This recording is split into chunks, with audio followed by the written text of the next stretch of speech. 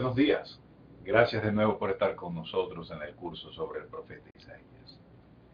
Hoy estaremos en la clase número 5, el video número 3, y estaremos viendo, pues, en la medida de lo posible también, los capítulos 9, 10, 11 y 12 del profeta Isaías, de la colección que se ha titulado como El Libro de Emanuel. Como siempre, les digo que cualquier duda que tengan o el envío de sus tareas, proyectos y exámenes y cualquier otro requerimiento del curso, pueden enviarlo a mi correo aliede7@gmail.com. Allí con gusto pues podré evaluar y también contestar sus preguntas. Y una vez más pues vamos a compartir, como siempre lo hacemos, nuestra diapositiva y vamos a ubicarla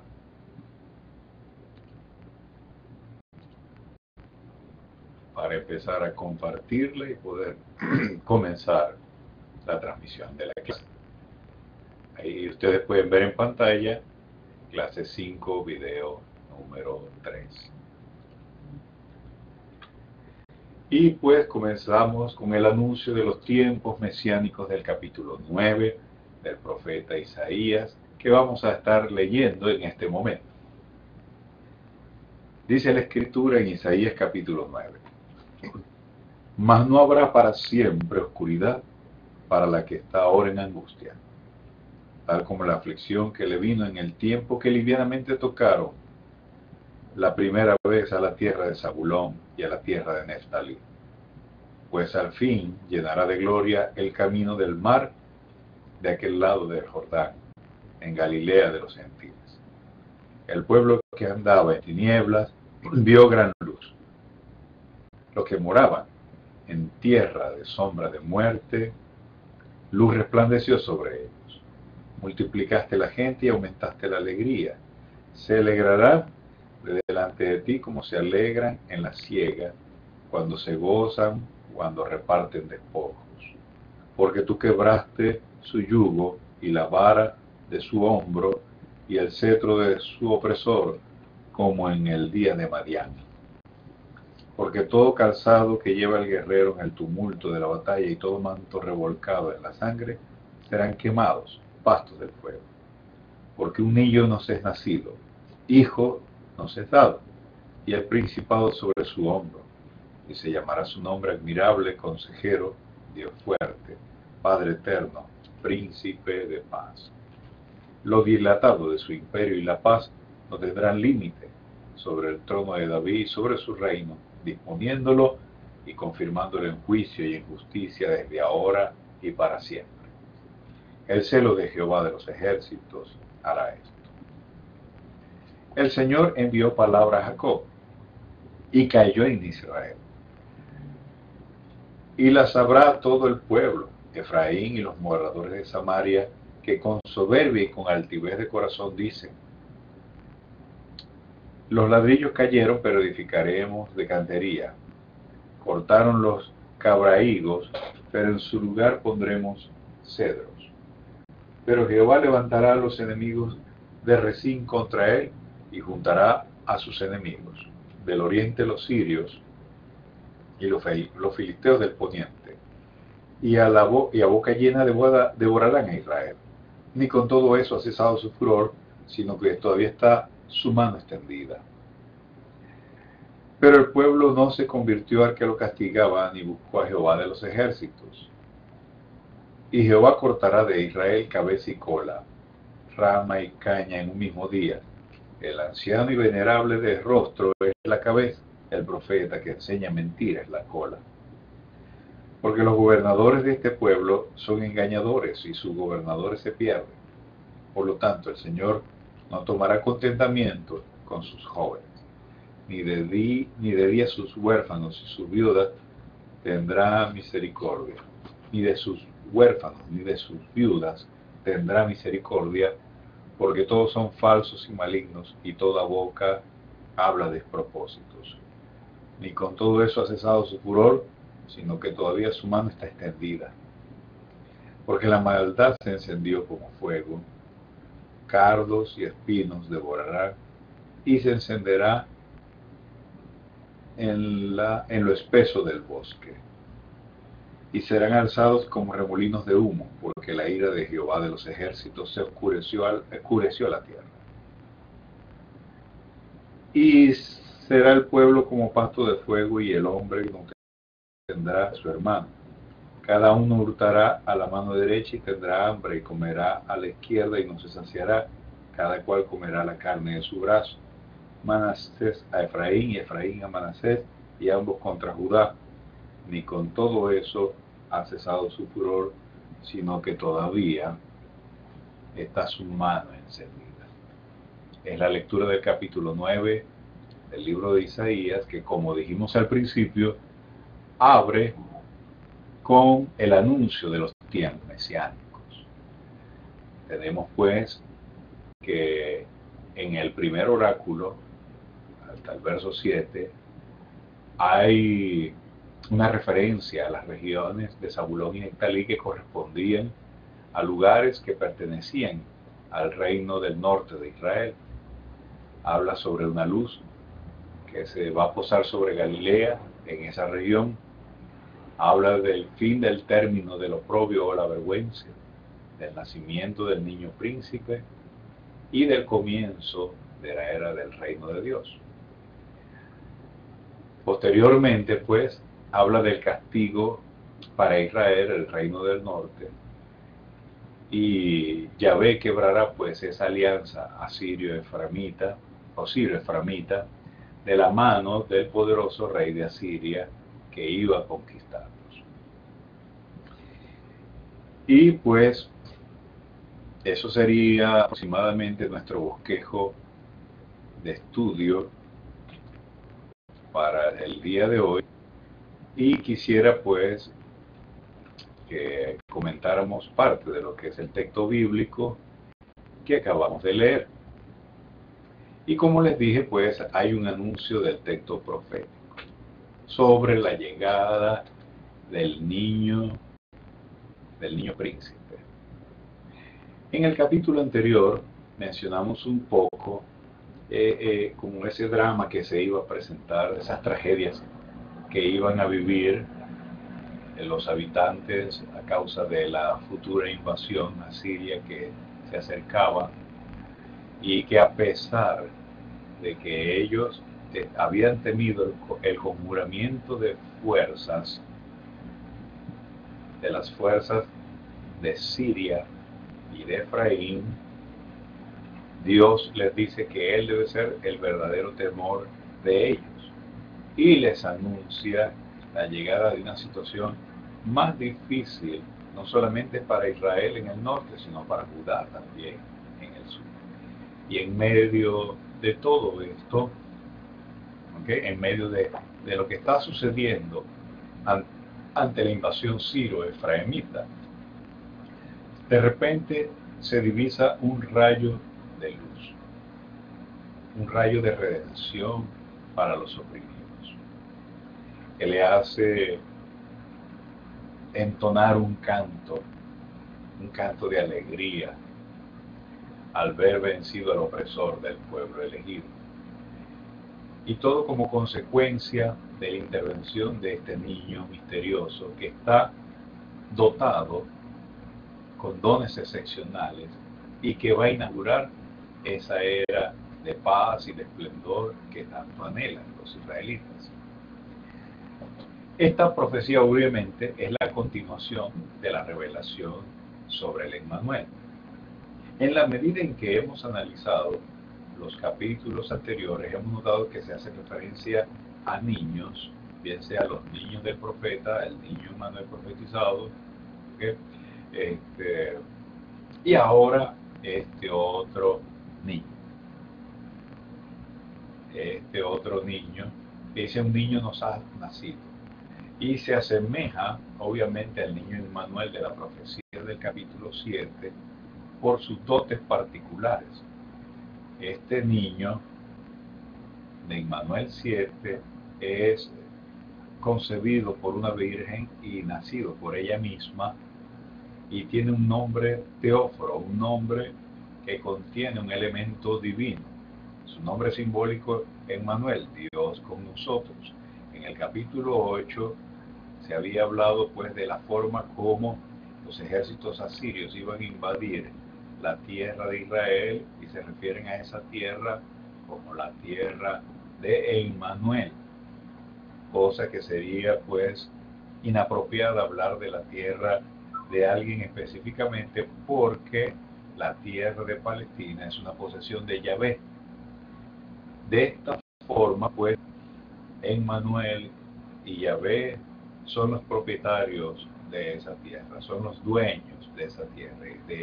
Y por decirlo así, este niño del que se está profetizando tiene esa connotación divina y ahora es recalcada en este oráculo. Y lo vamos a ver más adelante. Fíjense, el profeta comienza de una vez con un canto de alegría y contrapone dos situaciones distintas. La primera, pues, cuando Dios trajo el oprobio a la parte septentrional de Palestina, o sea, las regiones donde están ubicados Zabulón y Neftalí, las dos al lado oeste del lago Genesaret, probablemente es una alusión a la deportación que fue llevada a cabo por Teglafalasar III en aquellos días, en el 734 a.C. Y también la contrapone a la de un tiempo nuevo que parece inaugurarse, en la que se llenará de gloria el camino del mar, es decir, esta misma región que bordea el lago Genesaret. A esa región se le conoce como el nombre de la Vía de los Mares, porque por allí pasaba la ruta caravanera principal que subía de Egipto, bordeando la costa palestina, para adentrarse por la derecha del Carmelo hacia Nazaret y se volvía hacia Damasco por encima del lago de Genesaret.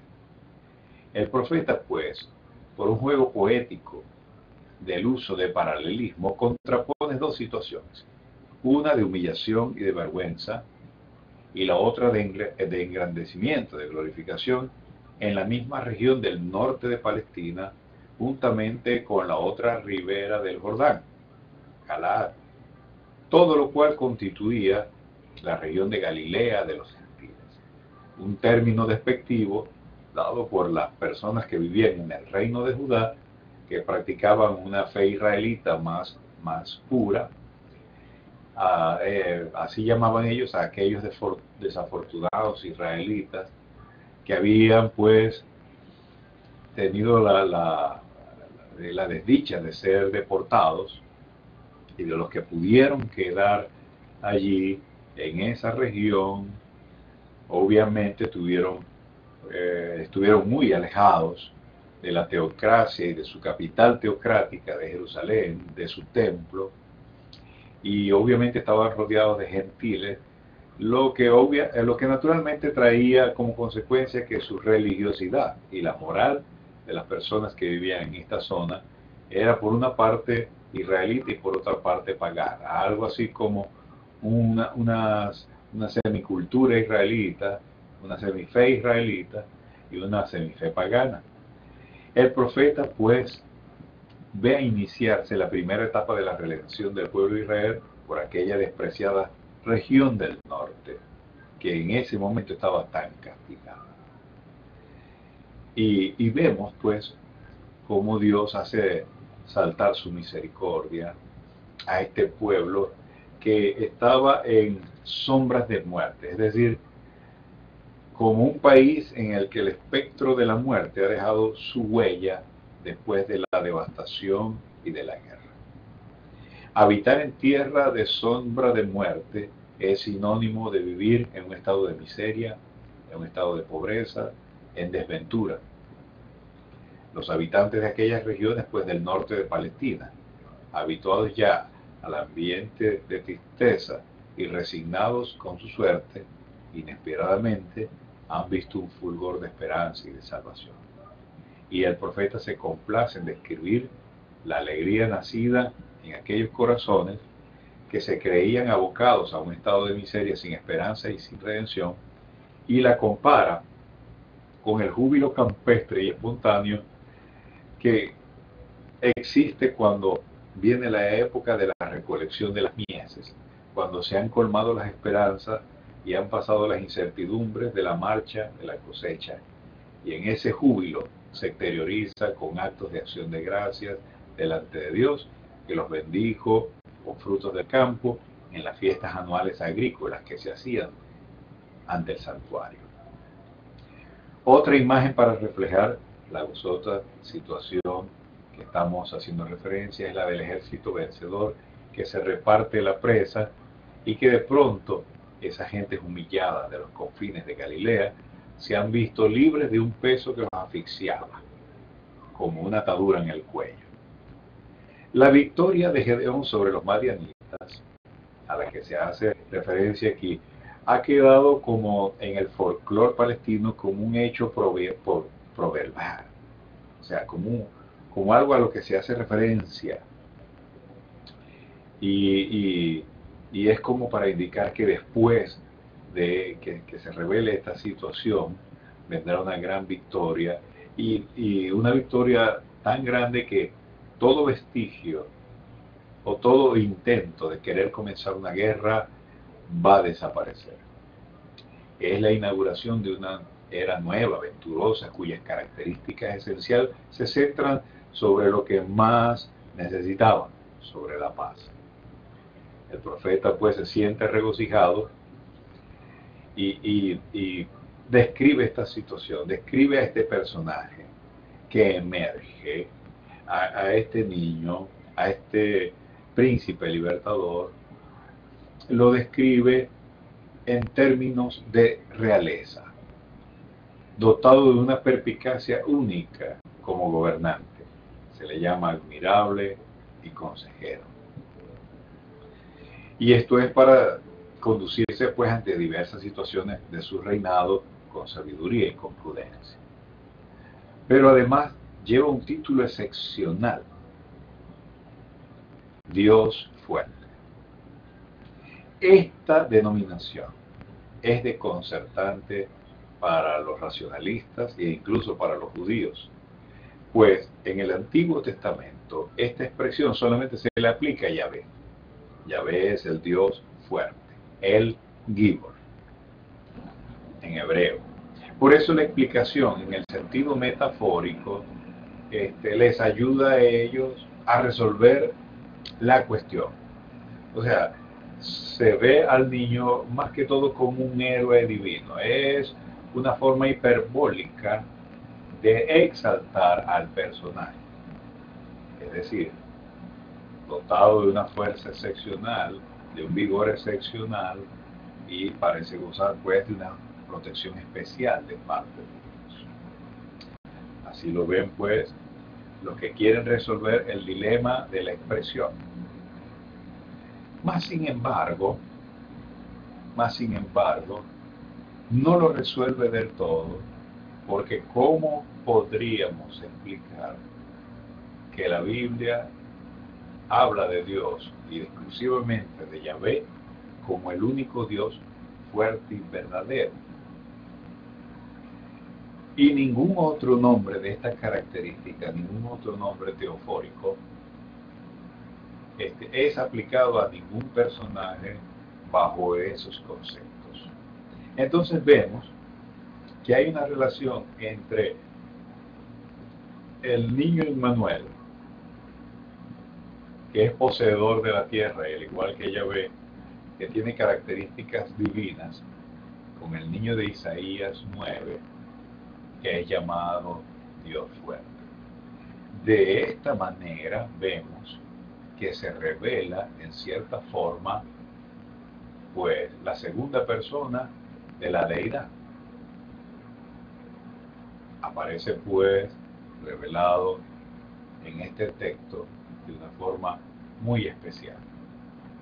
Otra cualidad que destaca de las características que Isaías coloca en el texto que acabamos de leer es la del Padre eterno o Padre sempiterno, depende de la traducción que ustedes usen, y que aparece ligada a príncipe de paz, y esto expresa ese, esa perspicacia como gobernante, como maravilloso consejero.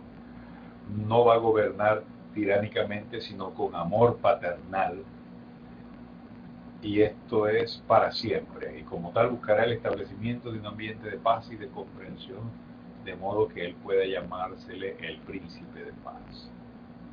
En el capítulo 11, que lo vamos a ver más adelante, dirá que esta paz se basará en un profundo sentido de justicia, ya que la justicia se dará como el ceñidor de sus lomos.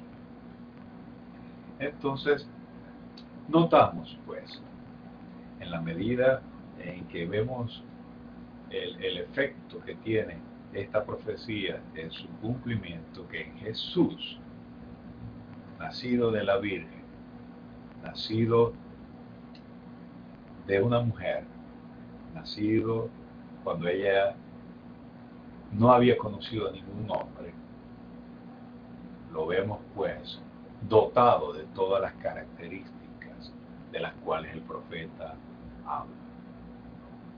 Sus vidas, sus milagros, sus palabras nos dan a entender que él era ese personaje anunciado, de la descendencia del rey David. Dice que lo dilatado de su imperio y la paz no tendrán límite sobre el trono de David y sobre su reino, disponiéndolo y confirmándolo en juicio y en justicia desde ahora y para siempre. Y Dios se encargaría precisamente de llevar a cabo cada una de estas cosas. Y bueno, de este oráculo, donde se vislumbran los tiempos proféticos y donde da esperanza pues a un pueblo tan desobediente como el reino del norte, donde iban a sufrir castigos muy duros y donde precisamente ellos iban a ver brillar una luz en esa región, y que esa luz pues iba a ser la liberación de toda la nación. Ahora vemos que de repente el oráculo cambia, tenemos un nuevo oráculo que se presenta como un presagio del castigo de la región del norte, o de lo que nosotros conocemos como el reino del norte o de Samaria. Y se habla pues de lo que ha de acontecer al reino del norte. El reino del norte pues, Dios habla en términos donde iba a cortar desde las clases más altas, incluyendo la nobleza y los reyes, los cabezas principales de familia, los ancianos, y también los profetas, que los llenaron de engaño. ¿Por qué? Porque ellos no quisieron hacer la voluntad de Dios, no oyeron el mensaje que los podía salvar, y prefirieron pues desobedecer, y eso trajo consigo el castigo que fue previamente anunciado. De tal manera que en medio de esta situación se desencadenarían incluso guerras civiles, y después incluso de las deportaciones que hubo y los pocos que quedaron, entre ellos mismos iban a haber situaciones difíciles y guerras internas entre las propias tribus que formaban esa región. De todo esto vino a consecuencia de la desobediencia y de haber dejado la fe verdadera a la cual Dios les había llamado. Lamentablemente, pues, cuando esto sucede y cuando se colma, pues, la paciencia de Dios, el carácter y la justicia de Dios se imponen sobre los colectivos, y Dios tiene que traer juicio sobre la nación. Y de esta forma, pues, aunque ya anteriormente había hablado de que esto iba a suceder, a lo largo del libro de Isaías vemos que esto se repite, se reitera, para hacernos ver que el carácter de Dios y sus juicios sobre el pecado son bien determinados. No solamente esto iba a ser contra Israel en el norte, esto también venía hacia Judá, hacia Jerusalén, porque ellos les costaba también obedecer y llenaron la tierra igual de ídolos. Eso lo vamos a ver en el capítulo 10.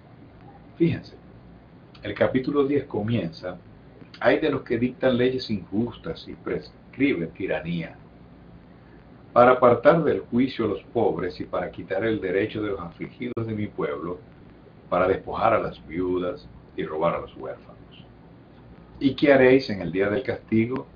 ¿A quién os acogeréis para que os ayude? Cuando venga de lejos el asolamiento, ¿en dónde dejaréis vuestra gloria?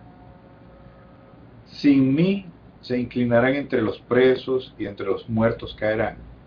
Ni con todo esto ha cesado su furor, sino que todavía su mano está extendida.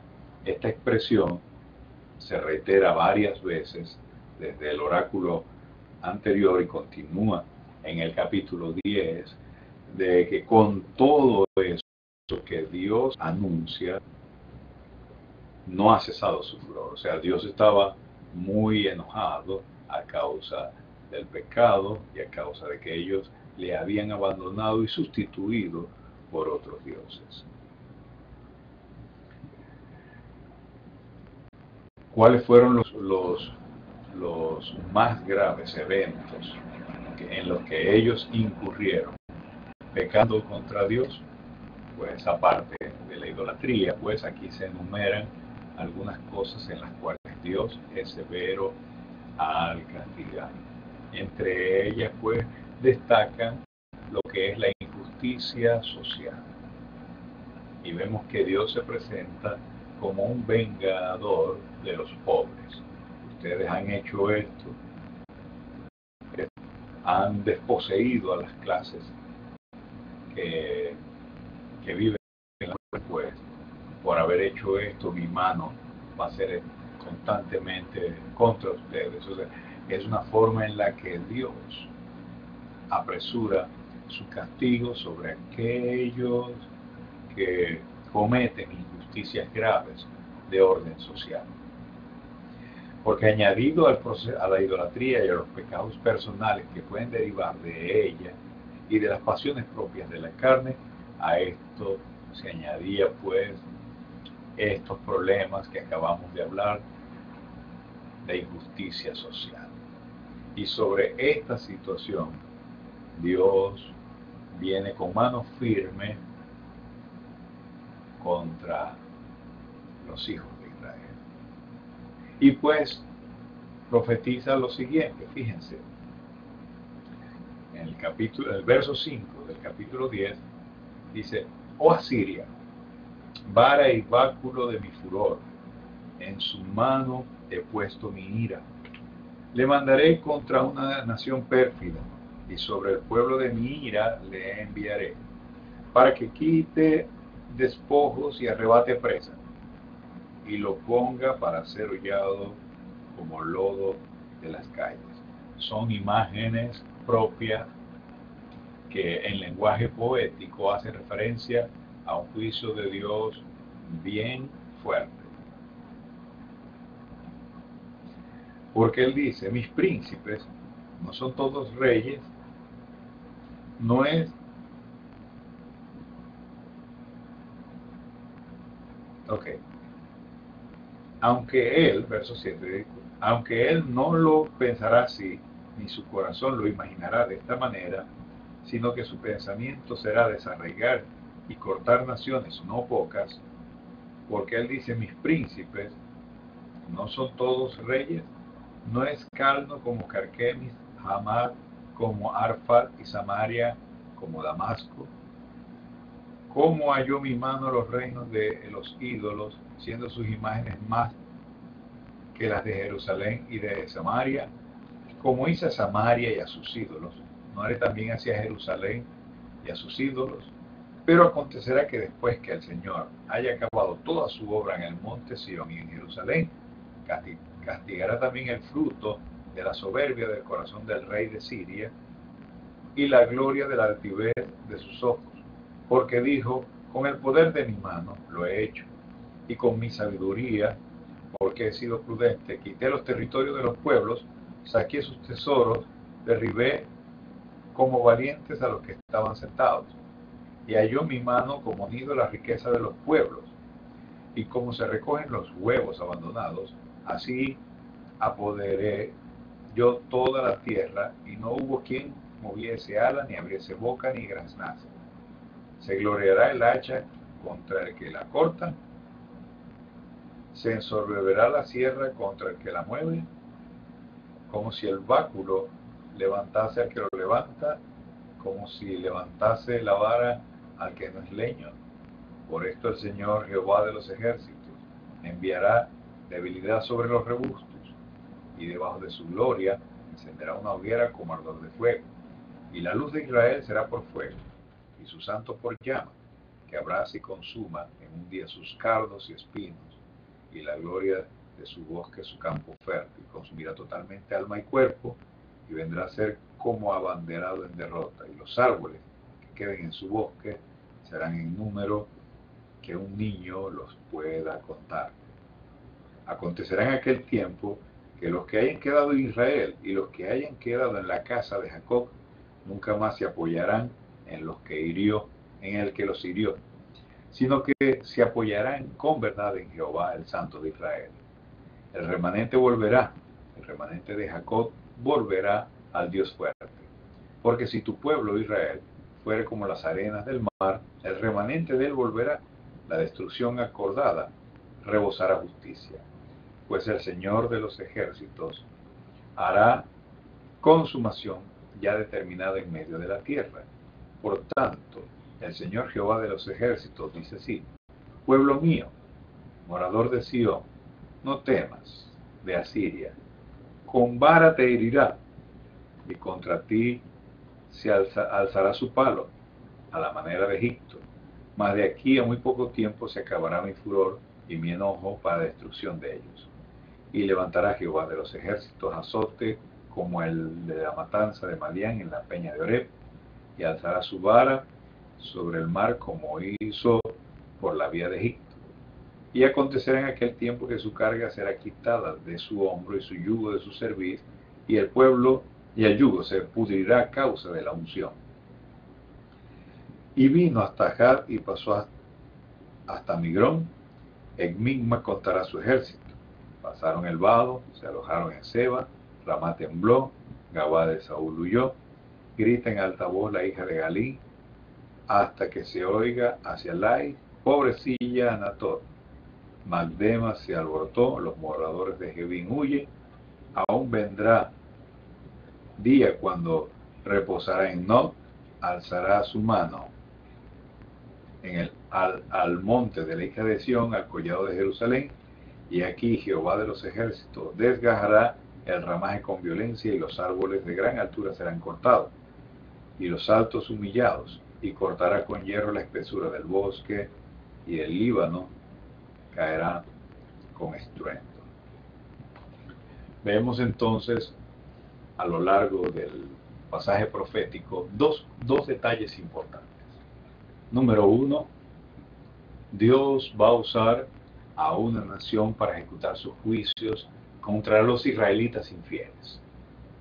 Él lo hará, ya lo ha determinado, y lo expresa en palabras apropiadas, pues en la poesía de Isaías, en el capítulo 10, para decir de qué manera ejecutará sus juicios. Pero también anuncia que aún Asiria, siendo el instrumento del juicio de Dios, cuando ya el furor de Yahvé haya cesado, cuando ya pues Dios esté en cierta forma complacido con el juicio que ha hecho contra la nación y visto pues la humillación de su pueblo y el arrepentimiento que quizás están expresando los que quedaron allí por haberse desviado del camino de salvación, ese resto pequeño del que hablaba el profeta Isaías, entonces Dios volcará sus ojos de nuevo a Israel y ejecutará juicios también contra la nación que ejecutó juicios contra ellos. Eso es, juicios contra Asiria como imperio. No solamente por la forma como ellos llevaron las cosas en Israel, en el reino del norte, no solamente la forma como ellos atacaron a Israel, siendo muy duros, despojándola pues de todas sus cosas, llevando a sus habitantes cautivos, sino que también Yahvé va a ir contra ellos a darle el mismo pago, y lo hará en manos de los reyes de Babilonia. Ya se está previamente profetizando, pero también por otro lado se está diciendo que el remanente de Israel y de Judá, de ambos, Dios lo va a recoger, porque aunque si ellos son como la arena del mar, pues un remanente de ellos volverá y Dios va a estar con ellos. Dios va a renovar su alianza con ellos, y aquellos pues que pretendan arremeter contra ellos van a sufrir las consecuencias, como en el famoso día de Madián, en los días de Gedeón. Y Dios pues castigará a los asirios por haber castigado de una forma muy dura a Israel, su pueblo en el norte, y por atreverse incluso a ir contra Jerusalén. Eso ha de acontecer en los días de Ezequías, rey de Judá. Por ahora vemos que los juicios de Dios se centran perfectamente dentro de sus planes.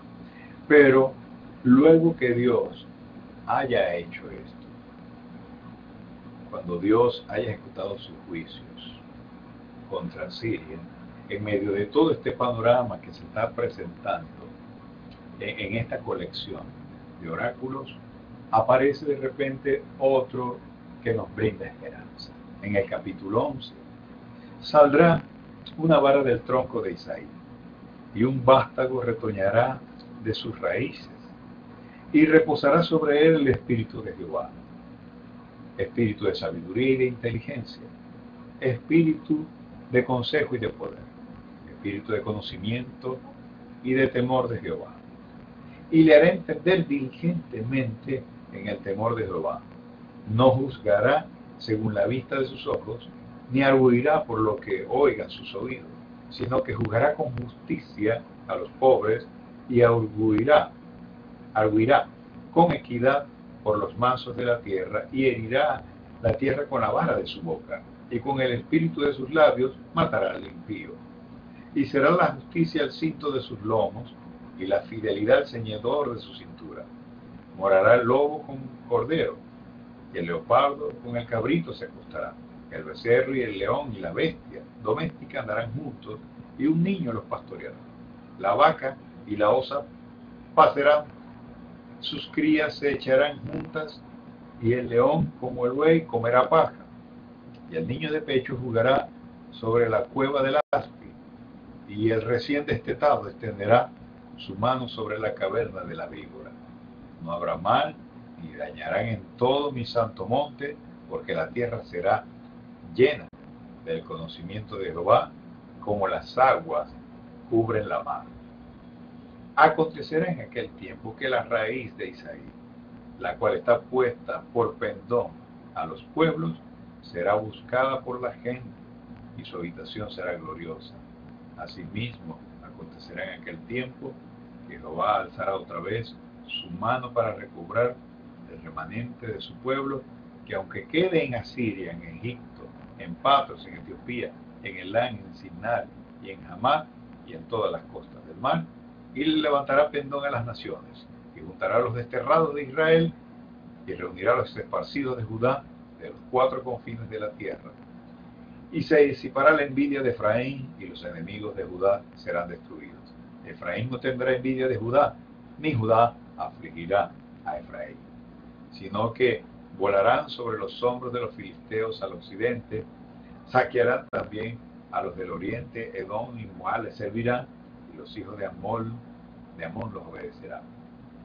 Y secará Jehová la lengua del mar de Egipto, y levantará su mano con el poder de su espíritu sobre el río, y lo herirá en sus 7 brazos, y hará que pasen por él con sandalias.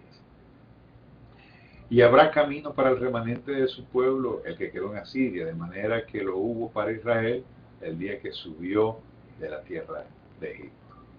En aquel día, dice el capítulo 12, siguiendo pues el mismo oráculo, en aquel día cantaré a ti, oh Jehová, pues aunque te enojaste contra mí, tu indignación se apartó y me has consolado. He aquí Dios es salvación mía, y me aseguraré y no temeré, porque mi fortaleza y mi canción es Yah. Jehová, quien ha sido salvación para mí. Saciaréis con aguas de las fuentes de la salvación. Sacaréis con agua, de la fuente de la salvación. Y diréis en aquel día: cantad a Jehová, aclamad su nombre, haced célebres en los pueblos sus obras, recordad que su nombre es engrandecido. Canta salmos a Jehová, porque ha hecho cosas magníficas. Se ha sabido esto por toda la tierra. Regocíjate y canta, oh moradora de Sión, porque grande es en medio de ti el Santo de Israel. Y fíjense, luego obviamente de que vemos que Yahvé ha anunciado sobre Asiria, ahora pues cambia el panorama, el panorama profético. Y habla de un retoño del trono de Isaí. O sea, es una expresión para referirse a un descendiente de David. Y este descendiente de David tendrá el espíritu de Yahvé, espíritu de sabiduría, de inteligencia, de consejo, de fortaleza, espíritu de entendimiento y de temor de Yahvé. Un descendiente, o sea, un niño. En estas lecturas destaca la palabra niño, y la vemos desde el capítulo 7 de Isaías. Siempre habla de unos niños o de un niño, pero hace más énfasis en un niño que viene del tronco de Isaí, o sea, de la línea davídica. Un descendiente del rey David, una persona que pues tendrá el trono de David, que va a ser un rey, y que va a ser un rey investido con la justicia de Dios. Su capacidad para hacer justicia sobre todo lo que ha vivido Israel. Sería pues, sería desfasar el texto si el texto no tuviera ningún significado para los oyentes del siglo de Isaías. Para ellos, pues, es un brote de esperanza, que en medio de situaciones difíciles, donde se ven rodeados de sus enemigos, donde ya una nación está a punto de ser llevada a otro país, donde va a haber deportación, y donde un poderoso imperio también está a punto también de tomar la determinación de venir contra ellos, pues el mensaje de Isaías es el mensaje de un rey pacificador, un rey profetizado, que trae un descendiente de David, que traería paz, que traería juicio y que traería la victoria sobre el pueblo. Para que estas profecías tuviesen su cumplimiento en su tiempo, pues Dios llamaba al arrepentimiento de su pueblo. Y con todo y eso, Yahvé en tiempos de sequía protegió a Jerusalén, le brindó su mano, y en tiempos de sequía, pues el pueblo vivió de una plenitud, de una prosperidad y de una fe bajo las reformas de este rey sabio. No estamos diciendo que el brote o el retoño de Isaí es el rey Ezequías. Él es un descendiente de David, un descendiente justo del rey David. Más sin embargo, tuvo sus errores y no tuvo aciertos en algunas de sus políticas. Y lo mismo sucedió con otro rey, igual un descendiente de David, el rey Josías. Fueron reyes buenos, quizás los reyes más excepcionales después de David que tuvo el reino de Judá. Pero reyes humanos. Este rey que se anuncia en el capítulo 11 y que del que viene hablándose desde el capítulo 7, tiene una característica muy especial. Es un rey con dotes divinos.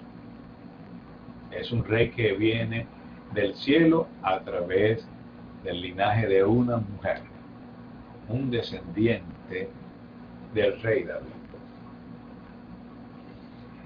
Y me gustan las imágenes que se emplean porque son imágenes que se relacionan perfectamente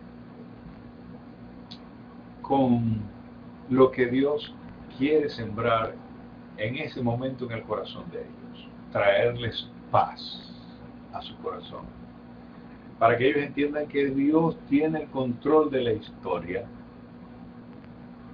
de que Dios hará traer sobre la nación tiempos de paz a través de un hombre, de un niño que ha de nacer, se va a convertir en rey, se va a convertir en príncipe, va a juzgar a la nación con justicia y equidad.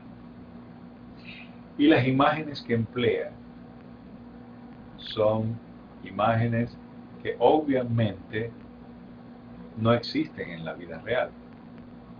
Son parte de la figura retórica de la poesía. Habitará el lobo con el cordero, y el leopardo o el león se acostará con el cabrito, y comerán juntos el becerrito y el león, imagínense. Y de paso un niño pequeño los pastoreará. Porque más adelante se habla de que el león va a comer paja como come el buey. O sea, cosas que obviamente no ocurren en nuestra tierra, pero sirven como referencia, como modelo a la época de paz que Dios se dispone a traer para aquellos que desean ser gobernados por ese rey, para aquellos que van a aceptar la salvación que vendrá a través de ese rey. Una paz que sobrepasa, como diría el apóstol Pablo, todo entendimiento. Es la paz figurativa de la que aquí nos está relatando el profeta Isaías. Y a raíz de todo esto, no queda otra cosa que expresar lo que está en el capítulo 12. Cantaré a ti, oh Jehová, pues aunque te enojaste contra mí, tu indignación se apartó y me has consolado. Este es el cántico de los que han vuelto, el cántico de los redimidos, el cántico del resto pequeño, de las personas que a última hora decidieron que estaban equivocados, las personas que persistentemente habían visto el error y no se mezclaron con esos errores. Hombres fieles que decidieron, si es posible, padecer la muerte, la persecución, el destierro, el desposeimiento de sus tierras y la miseria, a su fe auténtica en Dios. A todos ellos, pues, Dios trae tiempos nuevos, tiempos de prosperidad, porque Dios sí cumple su palabra, porque Él es fiel. Y si una persona le es fiel, Él la prospera. Y vemos, pues, en estos cánticos cómo se expresa, pues. Es el cántico de los que han regresado, de los redimidos que vuelven. En el capítulo 11 se narra de que vuelven de distintas partes de donde habían sido llevados cautivos. Pues, y aquí este cántico de los redimidos, pues habla de eso y de las cosas que Dios tiene preparados para ellos. Se expresan en términos de la abundancia, de la saciedad y de la prosperidad que ellos conocen y de la paz que sueñan, pero de una forma u otra, en el sentido espiritual, de lo que había de ocurrir en los corazones de aquellas personas que se iban a acercar al Salvador que vendría. Una época de paz espiritual, de regocijo, como nunca antes había existido.